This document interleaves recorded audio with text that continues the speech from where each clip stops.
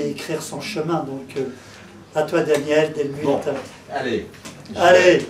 Mais ce que je voulais te dire, Moussa, je suis très content d'être venu, alors que j'ai pas pu venir plein de fois. Par rapport à la page blanche, Oui. Philippe Bouvin écrivait, pour éviter le problème de la page blanche, je prends les feuilles roses. Bravo. Et j'ai trouvé ça absolument C'est super. Voilà, bon, moi je suis quelqu'un de très émotif et de très sensible, Non. parce que les mecs peuvent l'être aussi. Heureusement.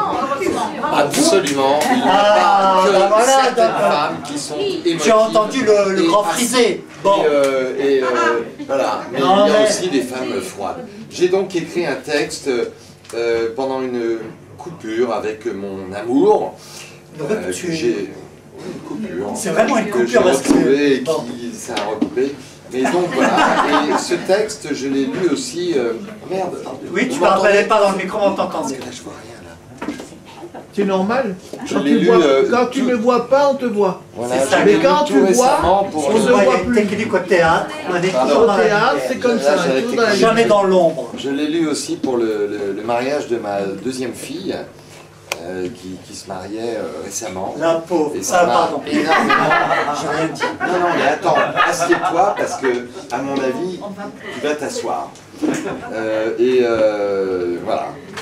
Je l'ai lu, je l'ai pas lu pour le mariage, je l'ai pas écrit pour le mariage de ma fille, je l'ai écrit en pensant à quelqu'un. Voilà. Donc, la première phrase, c'est une phrase de Lewis Carroll. Alice au pays des merveilles. Et ensuite, le reste, c'est moi. Ça vous plaira ou ça vous plaira pas. Mais ça sera comme ça. Non, t'inquiète. Non, mais Par contre, t'as un micro. Le micro, c'est pas pour le montrer aux gens. Parce que les gens, ils sont là. il marche pas. Si. 1, 2, 1, 2, il marche. Il est arrêté. 1, 2, 1, 2, 1, 2. Il marche. Il marche. Parce que je l'ai écouté long. T'es chier, Moussa. Eh oui, je Puisque suis t'es chiant. Je sais. Mais non. Oui, ça marche. Si, ça marche. T'inquiète, ils entendent, t'inquiète. Donc Alice, assise auprès de sa sœur sur le gazon, commençait à s'ennuyer de rester là à ne rien faire. Ça, c'est la première phrase de Alice au Pays des Merveilles de Lewis Carroll. Le reste, c'est moi.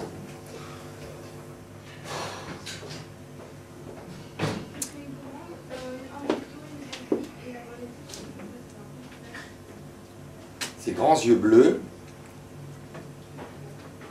scrutaient le ciel bleu, attendant un événement crucial. Elle en était sûre.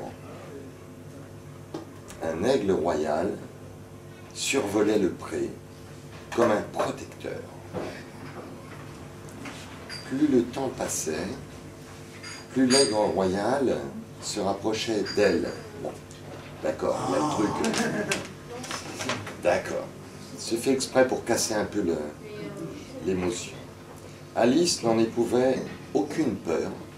Au contraire, elle sentait au fond d'elle-même que cet aigle royal allait lui raconter une histoire fantastique qui allait émerveiller sa vie. L'aigle se posa à quelques mètres d'elle. D'accord.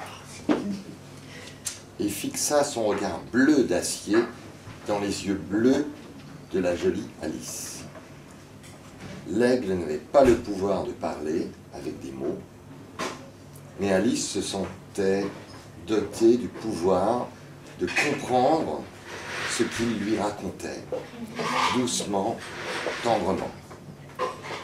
L'aigle volait depuis des années, peut-être des décennies, voire des siècles, à la recherche d'une jeune fille belle, pure, généreuse.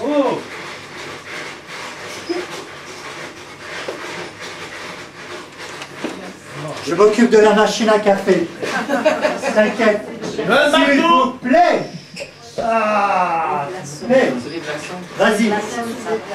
Pas de glaçon. Je veux pas de glaçon. Parle bien dans le micro. Non, t'inquiète pas. Il marche pas le micro. Il marche pas le micro. Non, je crois qu'il ne marche pas, moi. Je l'ai coupé comme ça, on voit tout Mais à vous voix. m'entendez ou pas? Oui, on t'entend, mais Pas ça si fort. Alors, prends ça et dégagez. Allez.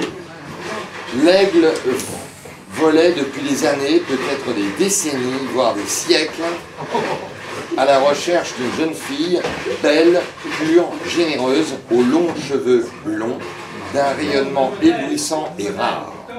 Arrêtez, il y a des gens qui parlent là-bas et on entend votre bruit. Si, oui, merci Robert. J'en voyais le Titi là-bas. Avec son regard perçant, On va attendre peut-être. Voilà, merci Robert. Il faudrait qu'il recommence du début. Parce que Oui, oui, oui. Non, non. non, pas du Non, non, début, non, pas du non, début, mais l'aigle volait depuis des années, peut-être des décennies, voire des siècles, à la recherche d'une jeune fille belle, pure, généreuse, aux longs cheveux blonds, d'un rayonnement éblouissant et rare. Avec son regard perçant, il avait immédiatement, même des hauteurs du ciel, identifié que Alice était cette jeune fille. L'aigle royal avait parcouru le monde pendant tous ces siècles, assistant à des spectacles fabuleux, rencontrant des peuples magnifiques, découvrant des régions superbes. Il n'avait rencontré que beauté, bienveillance et partage. Ses grandes ailes lui avaient permis de fuir certaines horreurs de la vie. Une panthère majestueuse s'approcha tout à coup de l'aigle et de Alice, lui caressant délicatement ses longs cheveux blonds. « Tu sais, Alice, je n'ai jamais rencontré autant de pureté en un être humain. J'ai dévoré des hommes, j'ai dévoré des animaux. Toi, Alice, tu peux te reposer contre moi, poser ta tête sur mon ventre, au chaud, sur ma fourrure, si douce, je te protégerai toujours. » L'aigle partageait la même pensée, sans avoir prononcé mot, mais Alice savait, elle avait compris. Alice s'assoupit donc près de la panthère. L'aigle royal était là en vigilante. Lorsque Alice ouvrit à nouveau les yeux, après un moment, l'aigle royal avait changé sa ramure en armure argentée. La panthère s'était métamorphosée en un magnifique destrier blanc. Dont la vie connaissait la suite. Le prince charmant invita Alice à le rejoindre sur son destrier blanc et la conduisit jusqu'au château magique. Merci Daniel et bravo. T'as pas eu de chance parce que c'était ta première et vraiment tu as fait une performance en te battant avec les glaçons. C'est un conte magnifique. Superbe et vraiment les glaçons.